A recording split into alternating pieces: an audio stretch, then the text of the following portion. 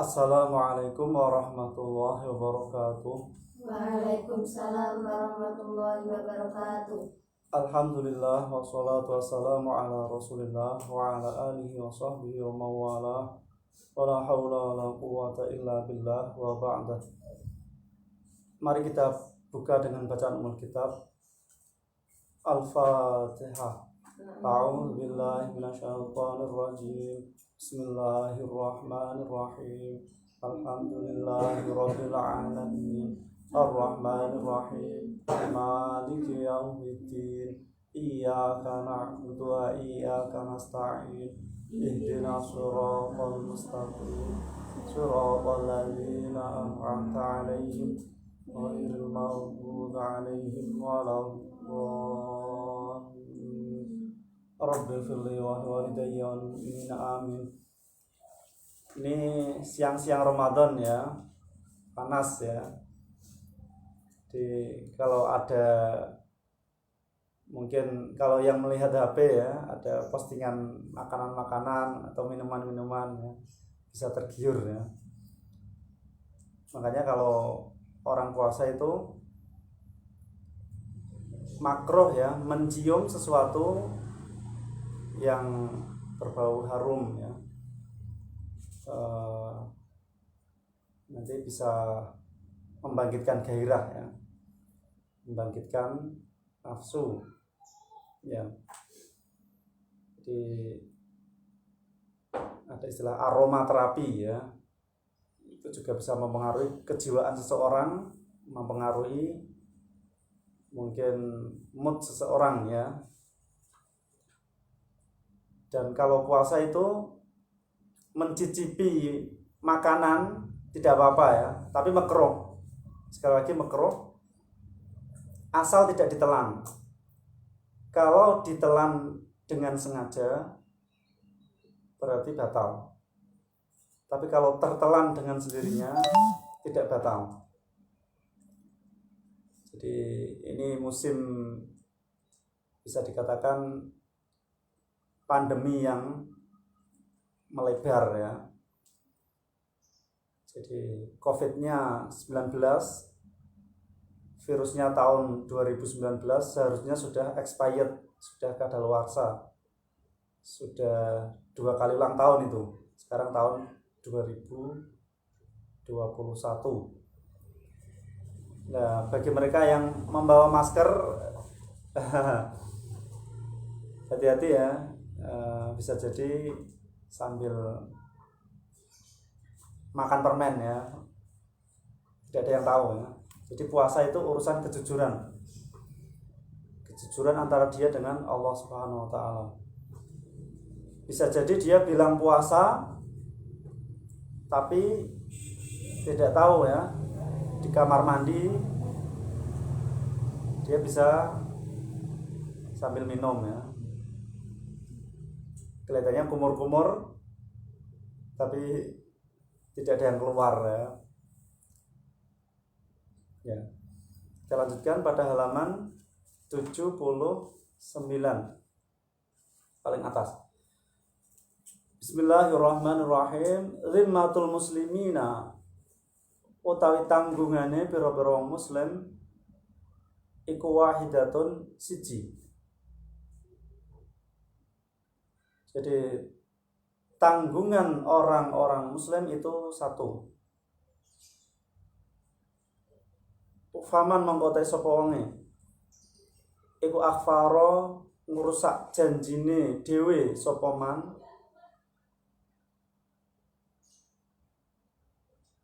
fa'alaihi monggo iku ing atase man laknatullahi utawi laknate Allah wal malaikati lan para malaikat wan nasi lan menungso ajma'ina halis kabehane. Barang siapa yang merusak janjinya sendiri, barang siapa yang ingkar janji, maka baginya laknat Allah, malaikat dan seluruh manusia. Jadi orang yang melanggar janji berarti dia memiliki sifat kemunafikan dalam dirinya. Jadi janji itu harus dipegang teguh, harus ditepati, harus dilaksanakan. La yuqbalu ora ditampa minhu saking man apa sorfon ibadah wajib wala adlun lan ora ibadah sunnah. Jadi orang yang demikian nanti statusnya tidak diterima ibadah fardu maupun sunnahnya. Ya, ini urusan Allah Subhanahu wa taala ya. Paman mongko ta sapa wonge iku tawalla nguasani sapa man kauman ing kaum biduni izni mawalihi kelan tanpa izine pira-pira penguasane man fa alaihi mongko iku ing atase man laknatullahi utai laknat Allah wal malaikati lan pira-pira malaikat wan nasilan menungso ajma'ina halis kabehane atau hios kabehane. Amin ya. Boleh-boleh saja. Barang siapa yang menguasai suatu kaum tanpa seizin penguasanya, maka dia berhak mendapatkan laknat Allah, malaikat, dan manusia secara keseluruhan. Jadi tidak boleh menguasai wilayah orang lain, tidak boleh ikut campur urusan orang lain ya, apalagi urusan rumah tangga atau mungkin rahasia orang lain. Jadi untuk kekuasaan saja kan ada yang menguasainya. Jadi satu wilayah ada pemimpinnya. Jadi tidak bisa dan tidak boleh orang lain menyerobot ya. Mungkin main perintah atau main larang atau bahkan bisa dibilang sabotase atau kudeta, itu amat sangat tidak terpuji. Jadi kalau wilayah itu dikuasai oleh penguasa tertentu ya berarti menjadi haknya. Saya kira kita lanjut dulu. Layak balu ora ditompo minhu saking man apa sorfon ibadah wajib wala adlun lan ora ibadah sunnah. Hadis ini riwayat Imam Ahmad. Jadi orang yang demikian menguasai kekuasaan orang lain itu juga tidak diterima ibadah fardu maupun sunnah. Jadi Allah itu berhak menerima atau menolak ibadah. Jadi pada dasarnya ibadah itu yang penting memenuhi syarat rukunnya, kemudian tidak menerjang yang membatalkannya, kemudian dia ikhlas, dia punya iman, punya ilmu tentang itu secara formalitas diterima. Tapi urusan Allah adalah urusan lain. Allah bisa saja menerima ataupun menolak, itu hak prerogatif Allah Subhanahu wa taala. Mungkin ada sisi-sisi lain yang menyebabkan ibadah itu tidak diterima. Dzambun utawi dosa iku yufaru tingapura apa dzambun wa dzambun lan utawi dosa iku la yufaru ora tingapura apa dzambun wa dzambun lan utawi dosa iku yujaza dibales apa bihi dzambun. Dosa ada 3. Dosa yang diampuni, dosa yang tidak diampuni, dan dosa yang dibalas. Fa amma dzambu mongko anapun utawi dosa alladzi la yufaru kang ora tingapura apa dzam iku fasyurku mongko nyekutokake billahi kelawan Allah. Bagian pertama, dosa yang tidak diampuni. Jadi dosa yang tidak akan diampuni adalah dosa syirik kepada Allah, menyekutukan Allah. Jadi menganggap ada Tuhan selain Allah, menganggap bahkan ada banyak Tuhan dan sebagainya. Jadi Allah itu tunggal, Allah itu satu. Jadi Tuhan itu harus esa, ya, harus tunggal. Kalau Tuhan banyak, nanti apa yang terjadi? Pasti hancur alam semesta. Jadi setiap Tuhan punya kehendak, dan nanti tidak mungkin kehendaknya itu akan terwujud semua, karena masing-masing punya ego tersendiri, ya. Jadi kalau Tuhannya banyak itu mustahil, ya. Wa amma dzambu lan anapun utawi dosa alladzi yufaru kang tingapura apa dzam iku fa'amaluka mongko ngamal sira bainaka ing dalam antarane sira wa baina rabbika lan antarane pangeran sira. Bagian kedua, dosa yang bisa diampuni, yakni perbuatan antara kamu dan Tuhanmu.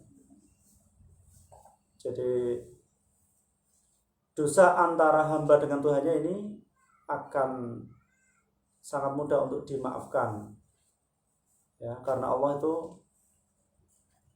Maha Pemaaf. Allah itu mengampuni semua dosa, ya, tentunya selain syirik. Jadi dosa seberat apapun di sisi Allah adalah tidak ada apa-apanya. Jadi Allah punya kemaha ampunan yang agung. Wa amal dzambulan ampun utawi dosa alladzi yujaza kang diwales apa bihi dzam iku fadul muka mongko oleh ngani ngoyo sira akhaka ing sedulur lanang sira. Di riwayat hadis oleh Imam At-Tabrani. Bagian yang ketiga, dosa yang akan dibalas, yakni penganiayaanmu terhadap saudaramu. Jadi dosa antar sesama inilah nanti yang akan mendapatkan balasan dari Allah. Jadi kalau antar manusia itu pasti akan diselesaikan oleh Allah kalau mereka tidak bisa menyelesaikan di dunia. Dan kalau Allah sudah menyelesaikan di akhirat, pasti akan adil, pasti akan tepat hukumannya. Dan hukuman di akhirat jauh lebih berat, jauh lebih pedih daripada sekedar di dunia. Makanya diusahakan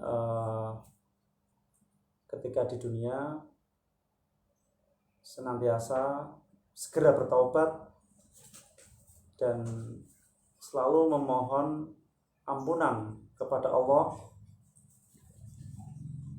serta jangan bosan-bosan ya, jangan malu-malu untuk meminta maaf kepada sesama manusia, entah punya salah atau tidak, entah ada kesengajaan atau tidak. Karena kalau kesalahan dosa sudah diampuni di dunia, nanti di akhiratnya akan lancar. Jadi tidak berimbas pada azab. Zahaba milih sapa al muftiruna piro-piro wong kang buka al yauma ing dalam iki dina bil ajri kelawan gowo ganjaran. Hadis riwayat Imam Bukhari Muslim, Syekhon fil hadis, disandarkan pada sahabat Anas.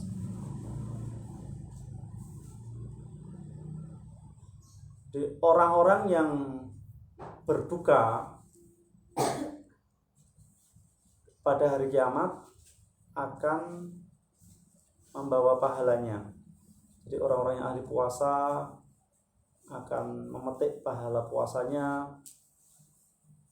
Orang-orang yang termasuk beribadah apapun, jika ibadah itu sah dan diterima, maka akan memanen hasilnya.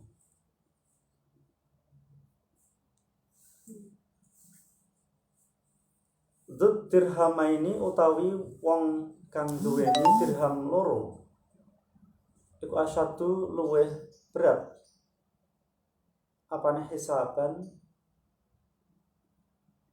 di itonge ming dirhami tinimbang saking wong kang duweni dirham siji. Wadud dinaraini lan utawi wong kang duweni dinar loro iku asyadu luweh banget apane hisaban hisabe ming dinari tinimbang saking wong kang duweni dinar siji. Hadis diriwayatkan oleh Imam Baihaqi dari Abu Dzar secara mauquf. Jadi ini perihal hisab. Hisab itu perhitungan amal ibadah. Jadi orang yang punya 2 dirham ini hisabnya akan lebih berat daripada yang punya 1 dirham. Demikian pula orang yang punya 2 dinar hisabnya juga lebih berat daripada yang punya 1 dinar. Jadi hisab itu meneliti.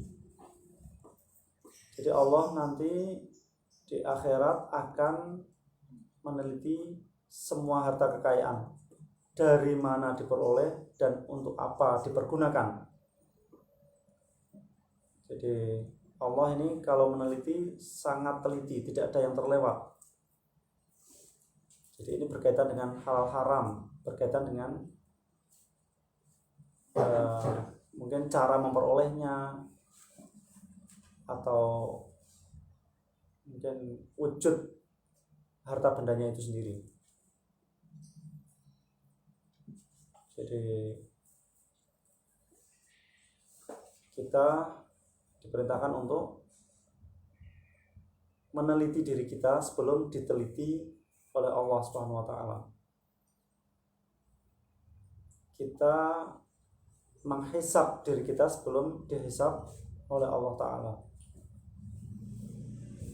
Jadi jauh-jauh hari, jauh-jauh waktu sudah berjaga-jaga, sudah mengantisipasi. Jadi harta yang halal pun itu juga tidak lepas dari penelitian, apalagi yang haram. Kalau yang haram ya sudah pasti nanti tersedia ganjaran ya adab. Dzul wajhaini utawi wong kang duweni wajah loro fid dunya ing dalem donya iku yakti teka sapa dzul wajhain yaumal kiamati ing dalem dina kiamat walau lan iku keduwe dzul wajhain wajhani utawi ana wajah loro min narin sangking geni. Rawang riwayatake ngates sapa Tabrani Imam Tabrani an Sa'd sangking sahabat Sa'ad. Di hadis Imam Tabrani dari sahabat Sa'ad. Ini sabda Rasul sallallahu alaihi wasallam. Dua orang maksudnya seseorang yang memiliki dua wajah. Jadi seseorang yang bermuka dua, maksudnya dia berarti di satu pihak dia mendukung sana, di pihak lain dia mendukung yang lain ya. Suatu kesempatan dia mencaci maki yang sana, di lain kesempatan dia mencaci maki yang lainnya. Jadi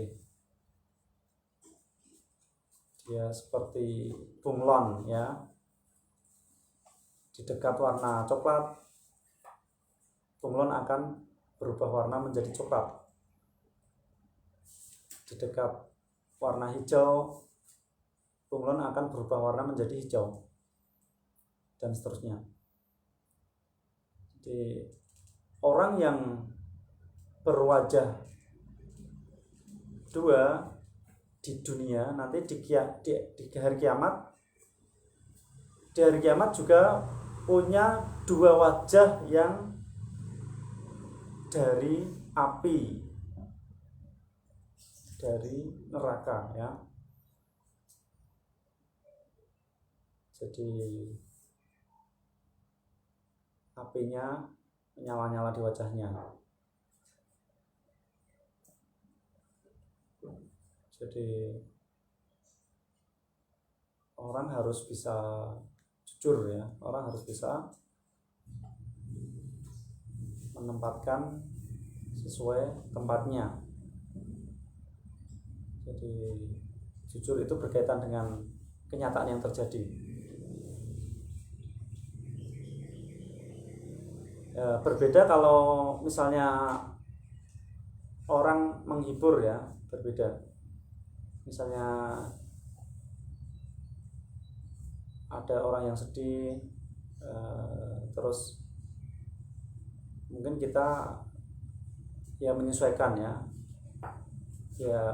berraut muka sedih nggak apa-apa ya, tapi jangan gimmick saja ya, jangan hanya mimiknya saja pura-pura sedih, tapi kita berupaya menyelami perasaan mereka yang sedang berduka cita. Ya. Sebaliknya kalau ada orang sedang berbahagia, orang sedang mungkin bersenang-senang, situasi mungkin sedang pernikahan atau sedang mungkin wisuda dan sebagainya, ya kita ikut menampakkan wajah yang ceria, yang senang, ya menyesuaikan keadaan mereka. Nah, walaupun mungkin kita sedang mengalami musibah, ya.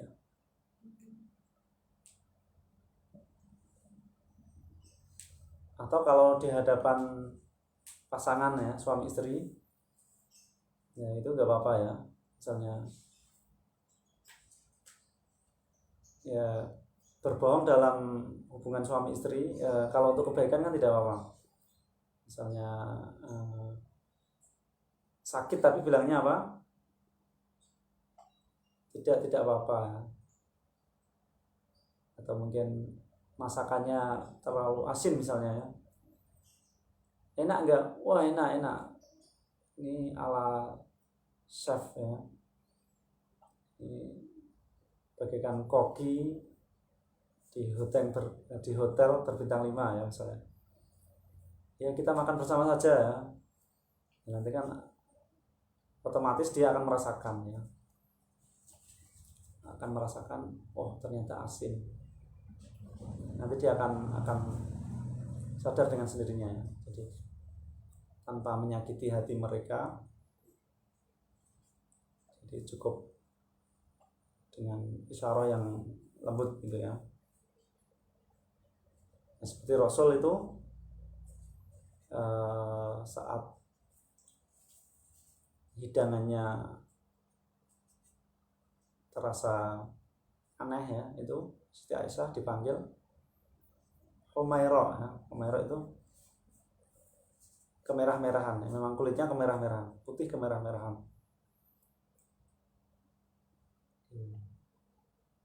Panggilan kesayangan itu memakai sigat tasghir. Di Siti Aisyah ini kemudian disuruh untuk apa? Mencicipi minumannya, disuruh untuk apa? Minum bersama. Ya, akhirnya diketahui apa rasa minuman itu ya belum pas gitu ya. Saya kira cukup, semoga bermanfaat. Wallahu a'lam bishawab. Assalamualaikum warahmatullahi wabarakatuh. Waalaikumsalam.